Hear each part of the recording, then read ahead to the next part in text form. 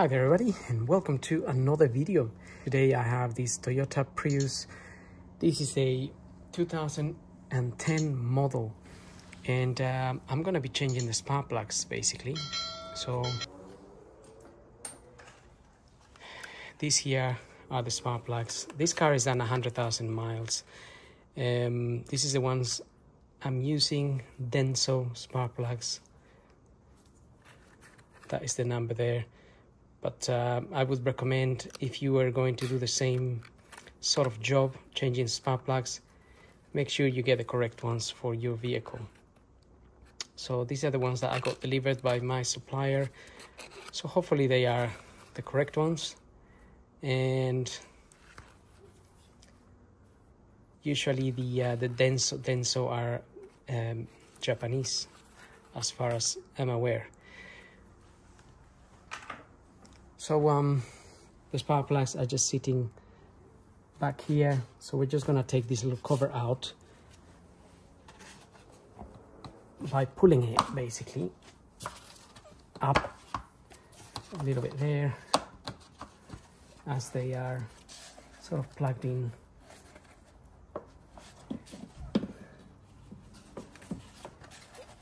Okay, into this, they're plugged into these mounts, rubber mounts here.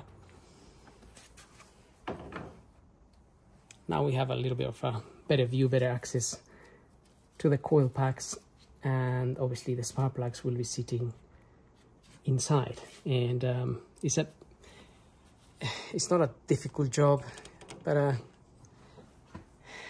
care needs to be taken not to damage the cylinder head when refitting spark plugs.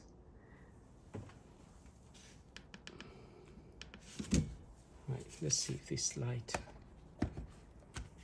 can do any honors here. Okay, so the first thing we need to do is remove the 10mm bolts that are holding the coil packs. So I have a 10mm ratchet here, and you might need a torque wrench to torque the spark plugs. Okay, I just need access to this other one here.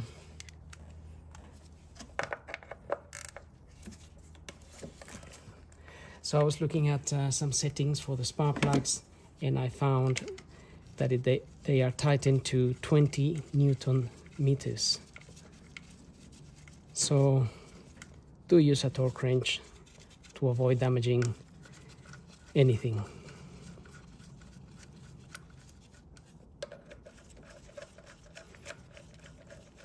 Be careful when removing these bolts.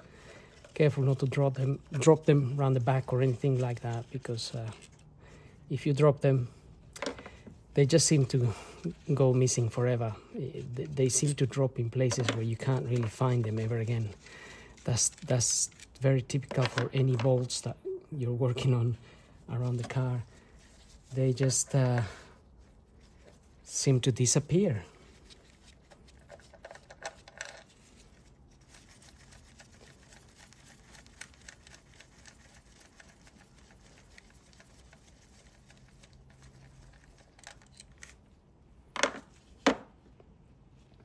So that's it. Now we can pull these coil packs. It might take a little bit of effort pulling them out, but not really that much effort. So it looks like I thought we might be able to pull them out with the cables connected, but it looks like we can't. So we might have to just remove the connections here, and that is fairly easy. Just press on the clip there, and pull the connection out, basically. Sometimes easier said than done. Usually it's a little bit hard to press the clip, so I may just use the tool to lift the clip up a little bit and then pull it out.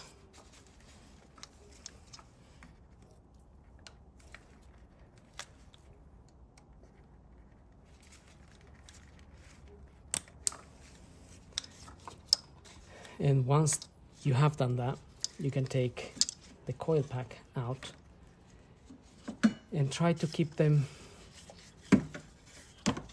in a sequence so they go back in from where they came out. So I wouldn't fit this one back in number 4. So I'm just gonna fit them wherever they're coming out from.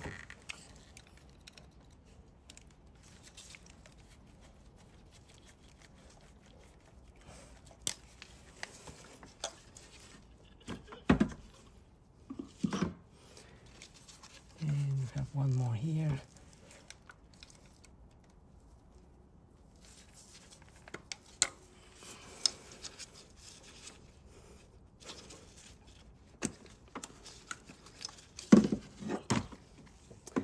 Okay, so 1, 2, 3, and 4. Cylinder number 1, 2, 3, and 4. So I've got my coil packs in that order, just up there. Okay, so I'm gonna be using this tool, which is made for spark plugs. It says 14 millimeters, so it's a 14 mil. Like a spanner, say a spanner, this is a 14 mil spanner which fits that basically.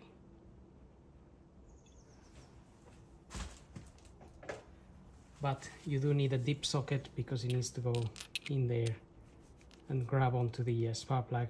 So these special sockets for spark plugs have a little rubber in there, and that rubber sort of picks the plug there and takes it out. Occasionally that little rubber goes missing, so you have to, maybe you can use a magnet to pick the plug up.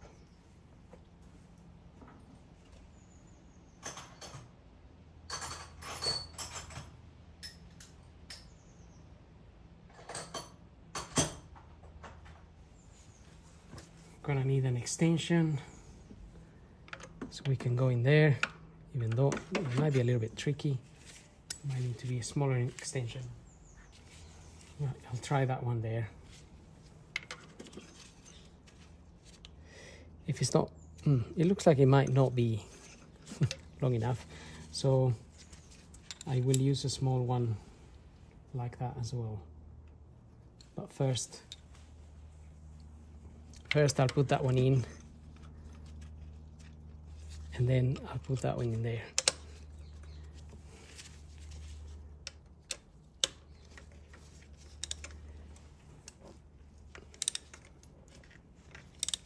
So technically, this shouldn't be that tight in there.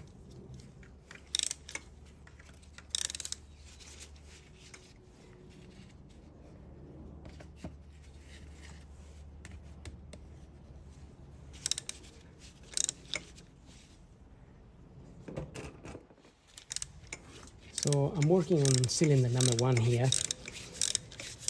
And once I get the spark plug out, okay, that is loose now, so maybe I can undo it by hand.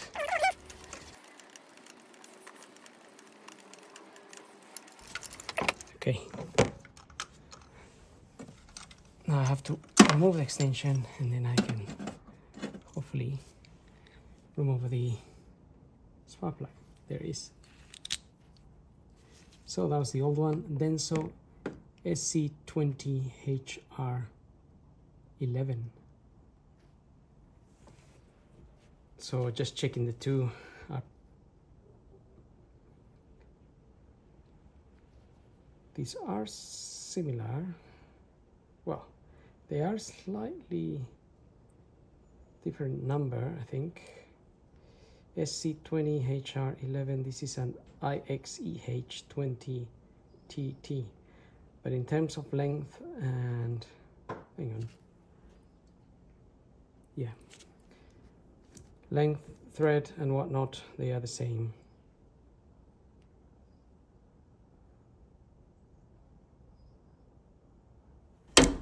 Sometimes I add a little bit of WD-40 to the thread just to make it easier to screw, because I normally like to screw the plug by hand, as much as I can.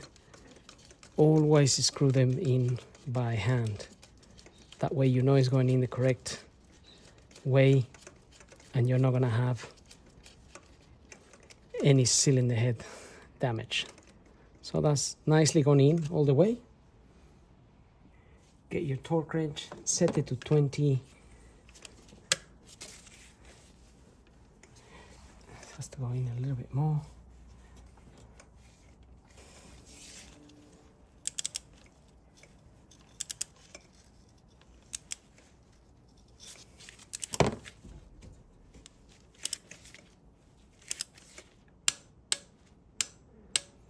And that's it, that's 20.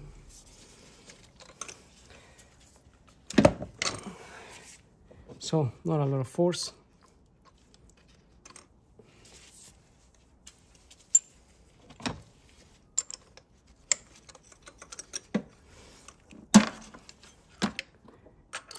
And we can move on to the next one.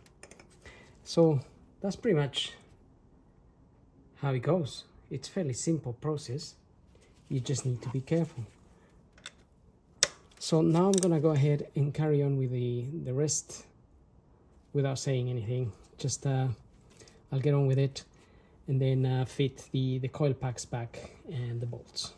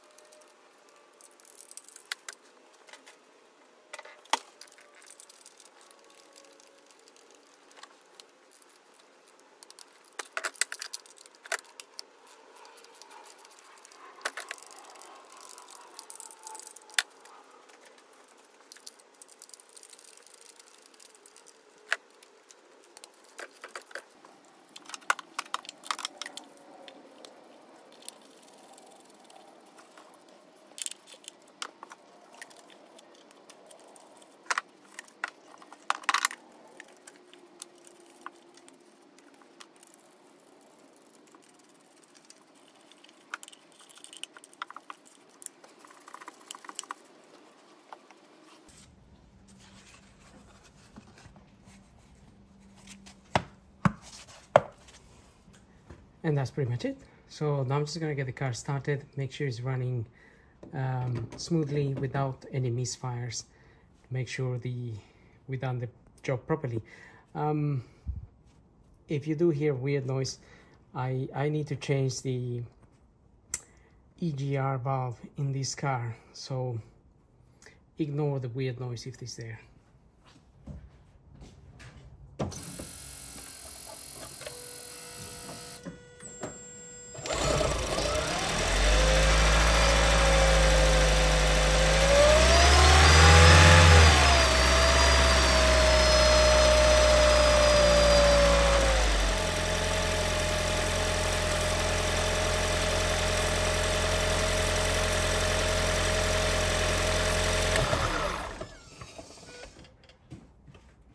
So that's it. Engine's running smoothly.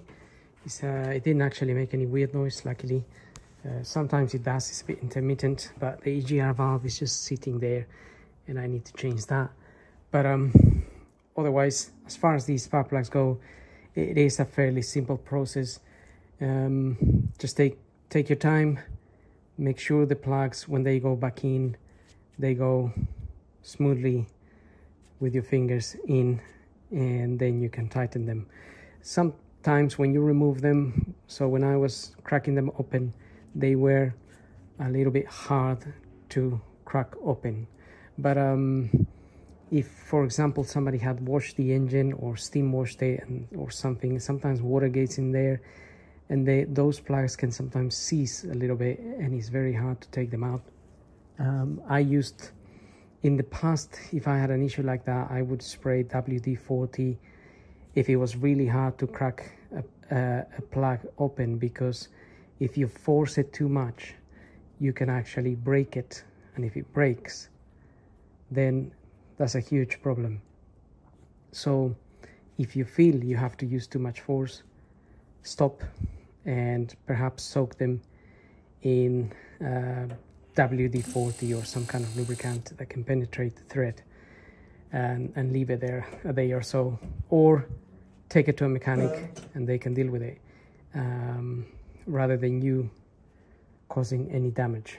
So having said that, don't forget to like and subscribe, and we'll see you on the next video. So thank you for watching.